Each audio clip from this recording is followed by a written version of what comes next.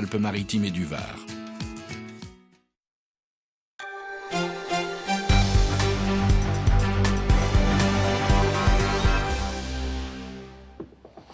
Bonsoir et bienvenue sur France 3 Côte d'Azur. Le 19-20 démarre pour une heure d'actu, une heure d'info.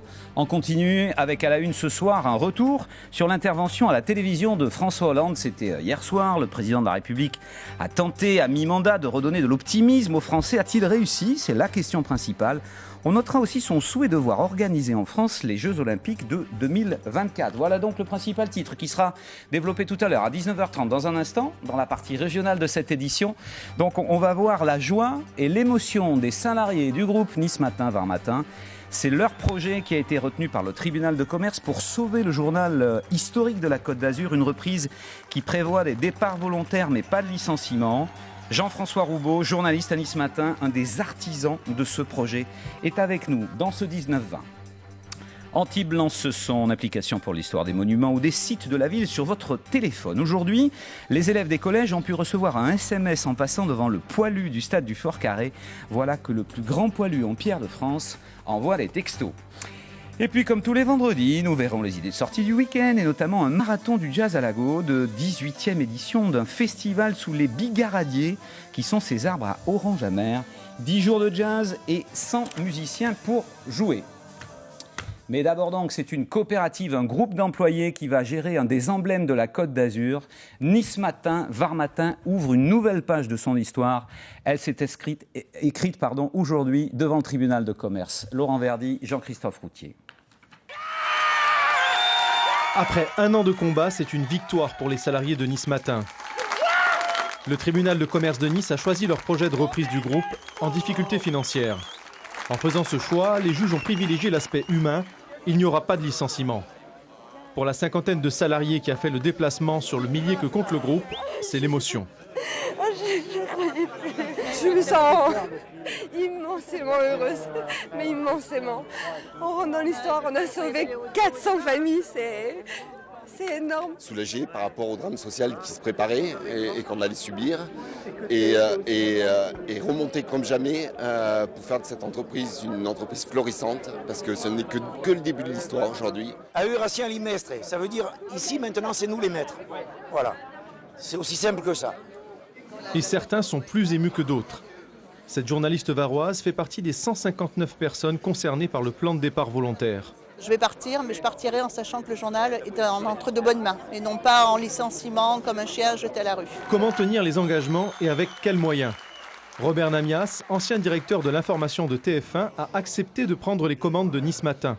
Ce midi, au siège du groupe, il a exposé les grandes lignes du projet devant les salariés. Je ne doute pas un instant que nous allons réussir. C'est un journal régional, c'est un journal local, en recréant une vraie proximité, mais avec de l'information qui émane des communes, des petites villes, des bourgades, des grandes villes aussi de la région. C'est une partition plus difficile que Nice Matin va devoir jouer à l'avenir. Les ventes du journal sont en baisse et pour être viable, il devra retrouver un équilibre financier. Les salariés ont désormais leur destin entre leurs mains. Et Nice Matin, c'est un peu comme France 3, c'est un miroir, une mémoire locale qui est aussi un lien social dans la région. Nice Matin, c'est surtout une histoire, mais ces dernières années, tout s'est accéléré pour le quotidien qui a rencontré des difficultés financières. Comment en est-on arrivé au redressement judiciaire? Explication de Pascal Varnier avec Jimmy Juvigny. L'aventure commence le 1er septembre 1944, 4 jours seulement après la libération de Nice. Une petite feuille sort de la clandestinité pour défendre sa région. Nice Matin est né. À la barre, un capitaine fait l'unanimité, Michel Bavastro, ancien résistant surnommé le Cobra, parce qu'il en imposait à tous, aux journalistes comme aux barons politiques locaux. À ses débuts, le journal s'installe rue Pastorelli pour déménager en 1952 vers des bureaux plus grands, avenue Jean Médecin. Michel Bavastro, visionnaire, transfère ensuite Nice Matin en 1980 à la périphérie sur la nationale 202 pour bénéficier d'installations sophistiquées nécessaires à son expansion. La petite feuille de la Libération est devenue un grand quotidien régional qui dépasse les 250 000 exemplaires. Le journal se développe dans le Var, à Monaco et en Corse. Après un demi-siècle à la tête du quotidien, Michel Bavastro passe le relais à son fils Gérard qui décède peu après. Le fondateur cède 35% au groupe Lagardère qui prend le contrôle. En 2007, Nice Matin passe de Lagardère à Hersant. C'est aussi le début des problèmes de trésorerie, montage financier hasardeux, plusieurs investisseurs entrent et repartent, le journal plonge et en mai dernier, le groupe Nice Matin est placé en redressement judiciaire. Mais Nice Matin sait aussi rebondir. Le journal est désormais entre les mains de ses salariés, appuyé financièrement par Bernard Tapie. Une nouvelle page va pouvoir s'ouvrir. Et avec nous sur ce plateau, Jean-François Roubaud, qui est journaliste à Nice Matin, mais qui était également un des fondateurs, un des artisans de ce projet. Bonsoir. Bonsoir. Tout de suite, immédiatement, vous tenez à remercier surtout les lecteurs, tous ceux qui vous ont donné la possibilité de réaliser ce projet. Oui, les lecteurs, c'est ceux qui nous ont donné la force. Quand au mois de mai, on est en redressement judiciaire, on prend un uppercut, on se dit on est mort et on oublie un truc. Et c'est les lecteurs qui nous le rappellent, c'est que c'est eux qui font le journal, c'est pas nous. Alors comment ça s'est passé? Il y a eu des concerts, il y a eu des ventes aux enchères? Il y a eu des concerts, il y a eu des ventes aux enchères, il y a eu un coup de fil d'une vieille dame qui s'appelle Simone. Ouais, on en a parlé plein de fois, mais elle existe vraiment. Simone Père, une dame magnifique, une ancienne résistante, 91 ans, qui appelle et qui dit avec sa petite voix très déterminée, je ne peux pas laisser mourir Nice Matin, combien il vous faut? Et elle a fait un chèque de 3009. Et elle est la première d'une longue série de petites et de grandes gens, de gens d'ici, de gens d'ailleurs, de gens du littoral ou de la montagne, qui sont mis à venir nous aider avec 5 euros, 10 euros, des fois à 50 000 euros. Et parce que un journal, c'est, comme tu le disais tout à l'heure, c'est un lien social, c'est un lien de désenclavement global, et c'est les lecteurs qui en ont besoin. Voilà. Et c'est ce qui a permis donc la réalisation de ce projet. On dit merci aux lecteurs, Jean-François, mais on peut dire aussi merci à Bernard Tapie. Pourquoi? Je sais que ça fait un peu... on ne doit pas dire merci à mais Bernard pourquoi, Tapie. Non Bernard Tapie n'est pas dans le capital, ça il faut bien que les gens se le mettent dans la tête, parce qu'on diabolise, on se dit la coopérative est aux mains de Bernard Tapie, non. Bernard Tapie n'y est pas, mais nous avons passé effectivement des accords avec Bernard Tapie pour des ventes d'actifs non stratégiques. Et quand il a fallu, nous, salariés, baltringues, par principe, lever des fonds, il fallait trouver 16 à 17 millions d'euros. Les premiers qu'on ait trouvés, c'est en essayant de vendre à Bernard Tapie certains de nos actifs stratégiques, notamment Corse Matin, qu'on avait en partage avec la Provence, et qui sera désormais à la Provence complètement. Jean-François, ce qu'il faut préciser donc, ce que disait Laurent dans le sujet, c'est-à-dire pas de licenciement, que des départs volontaires, pour un effectif au final de 948 personnes, aucun licenciement sec. C'était le principe de base de la SKIC, c'est-à-dire que les gens y partent dignement. Le chômage, c'est douloureux pour tout le monde. C'est des gens qui ont participé à la richesse de cette entreprise. Et on voulait qu'ils partent volontairement, dignement, et surtout, faire partir 159 personnes, c'est faire 15 millions d'euros d'économie. Parce qu'on fait partir des gens qui sont volontaires, qui sont donc plus anciens et qui permettent une économie de masse salariale bien plus importante. Question que se posent les téléspectateurs ce soir qui nous regardent. Qui va diriger Nice Matin? Est-ce que c'est un système d'autogestion ou est-ce qu'il y aura un patron? C'est peut-être vous le patron, je ne sais pas. Écoute, je ne pense pas que j'ai le look du patron et je n'ai pas le désir non plus. Ouais. On est journaliste, on est courtier, on est administratif, on est ouvrier du livre. On adore ce journal, on adore la presse. On l'a défendu, on l'a sauvé. Maintenant, on sait que ce n'est pas un phalanstère de communistes et de bolcheviks ou de babacool. On a besoin d'une gouvernance, on a besoin de vrais pros pour mettre en route, mettre en forme un projet qu'on a écrit nous. Alors, qui va jouer le rôle de cette gouvernance et qui garantit une indépendance éditoriale? Alors, l'indépendance éditoriale, c'est le financement. Et la garantie aussi de l'indépendance éditoriale, c'est un vrai pro à la tête de notre journal qui s'appelle Robert Namias, que tout le monde connaît, et qui est un peu la stature qui nous protégera de certaines dérives qui arrivent parfois.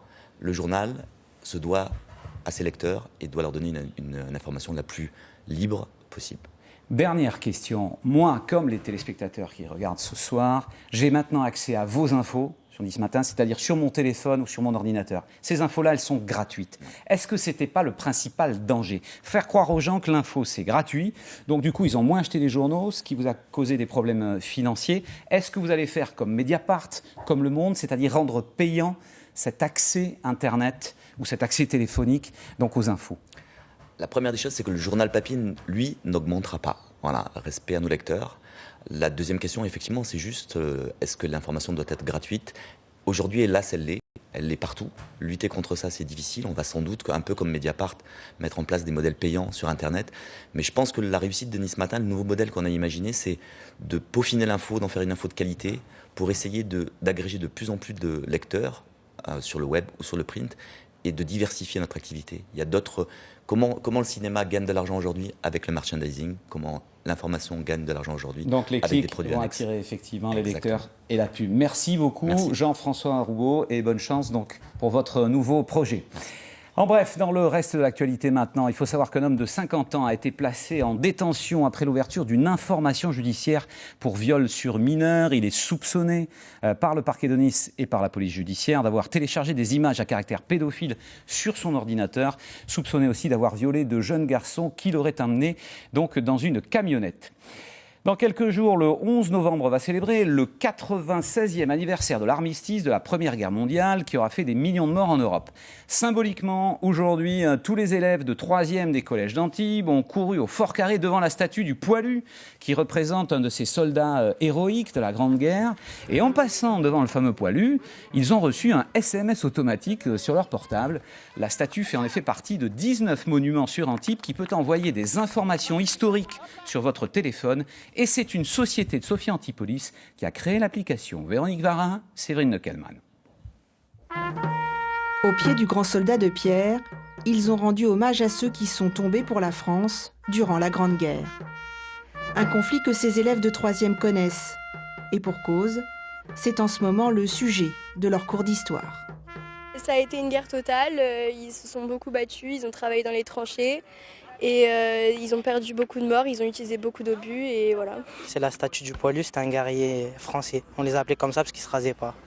Mais la ville d'Antibes pense aussi aux autres, autochtones ou touristes qui ne savent rien du monument mais qui pourront se faire conter l'histoire par cette borne tactile ou par leur téléphone. Vous approchez avec votre iPhone ou votre Android près d'une balise, automatiquement, moi je reçois un petit message. Et alors donc, sans avoir rien demandé ni avoir été contraint de flasher un QR code, apparaîtront texte, photo, coupure de presse, une première mondiale. C'est le téléphone qui me prévient quand moi je suis près d'un monument culturel, historique, il me donne automatiquement des explications là-dessus. Le public visé par cette application expérimentale est vaste, mais le cœur de cible est clairement la jeunesse. Ça fait du sens. La technologie opère, fait un court-circuit temporel qui permet de connecter les jeunes générations et de les relier à l'histoire. Voilà. Donc on a un petit anachronisme, mais qui est assez utile et qui peut apporter pas mal de choses aux personnes qui ne savent pas ce qui s'est passé. Et nos spécialistes de 14-18, interrogés en présence de leur professeur, qu'en pensent-ils ? Ça peut être pas mal. Mais c'est tout. Mais c'est tout. Il vaut mieux se renseigner par soi-même dans les livres d'histoire. C'est mieux en cours, c'est plus intéressant. 19 autres sites antibois vont être équipés du système. L'application Smart City sera disponible gratuitement à la mi-décembre. 19h11, vous regardez France 3 Côte d'Azur. Deuxième partie du journal, plus culturelle, plus sportive aussi, à commencer par cette drôle d'idée de copains qui viennent de battre en fin d'après-midi le record du monde de vitesse sur vélo propulsé par une fusée 333 km/h. C'était sur le circuit du Castellet. Patrick Deus, Pauline Guigou.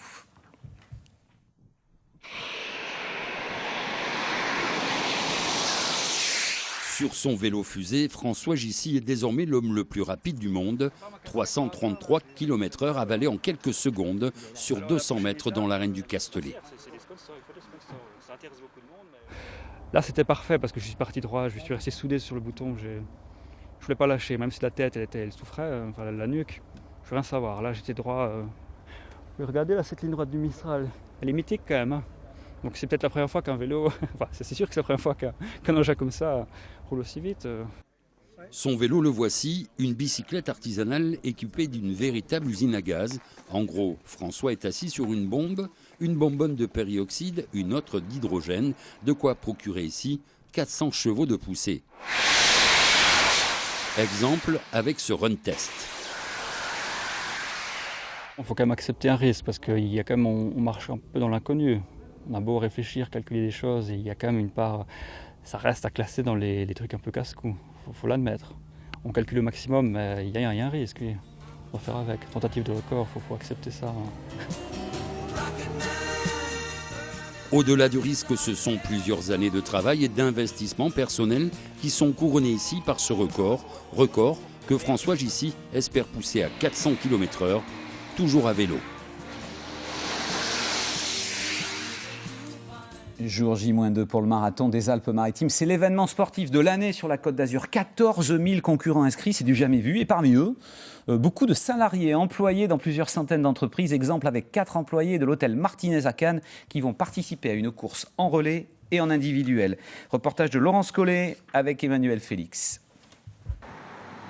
Ils travaillent dans un grand palace de Cannes. Ils sont techniciens, maîtres d'hôtel ou responsables des achats. Mais ils seront bientôt aussi marathoniens. Ces salariés ont décidé de s'inscrire ensemble pour participer au marathon Nice-Cannes en relais ou en individuel. D'abord parce que c'est plus facile de s'entraîner à plusieurs. On se motive chacun les autres, en se donnant des temps, en se donnant des conseils aussi sur le physique. Voilà. Ça va bien se passer dimanche ? On l'espère tous. Fan de football et de sport en général, le directeur de l'établissement est ravi d'avoir soutenu avec le comité d'entreprise cette initiative. Je suis convaincu qu'aider et faire participer notre personnel, ça aide beaucoup dans le team building. Team building, traduction esprit d'équipe. Nos futurs marathoniens sont conscients de porter en eux cette valeur d'entreprise. Ça permet de voir des personnes qu'on ne voit pas le reste de l'année en fait, parce qu'on se croise au travail, mais là on va pouvoir se voir vraiment sur une course. Ça soude pour le travail aussi de faire des équipes comme ça du Martinez. Et on fait les deux. D'un côté, on fait des courses avec les copains, puis de l'autre côté, on fait avec les collègues de travail. Au total, 10 employés du Palace prendront le départ du marathon des Alpes-Maritimes.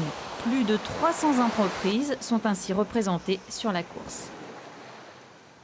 Comme tous les vendredis, les idées de sortie du week-end maintenant. Et pour cela, on va retrouver Magali Roubaud.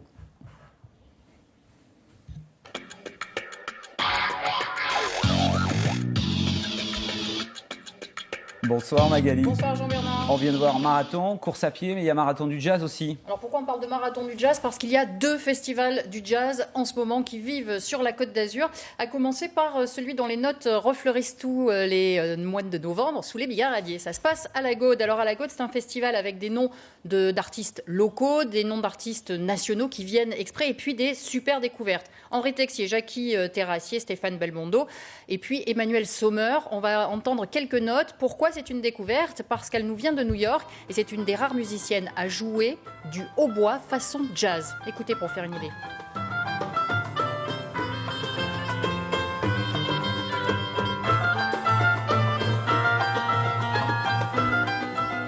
Donc elle vient de s'installer en plus à Roquestéron et elle a fait venir un piano par hélicoptère parce qu'en fait elle est très écolo. Par hélico. Oui, parce qu'elle est très écolo et elle voulait pas. Elle habite un petit peu à l'écart. Voilà, ce festival est organisé par la compagnie So What et Alex Benvenuto qui fait que toute l'année il y a du jazz à la Gaude. C'est important de signaler là où il y a des artistes.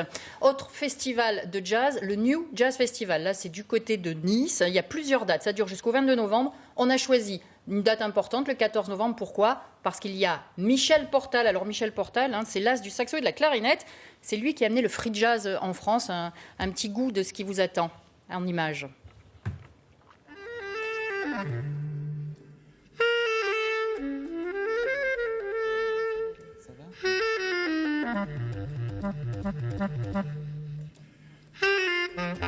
Dans la même soirée, il y aura avec Michel Portal Bernard Lubin, batteur, accordéoniste, un poète comme il se définit lui-même. Et puis alors on a un agenda qu'on va feuilleter ensemble rapidement parce qu'il nous reste peu de temps. Je sais, c'est souvent comme le cas. Tout autour de la mer, c'est du théâtre, un radeau et une mer d'auteurs, Baudelaire, Rimbaud, Maupassant.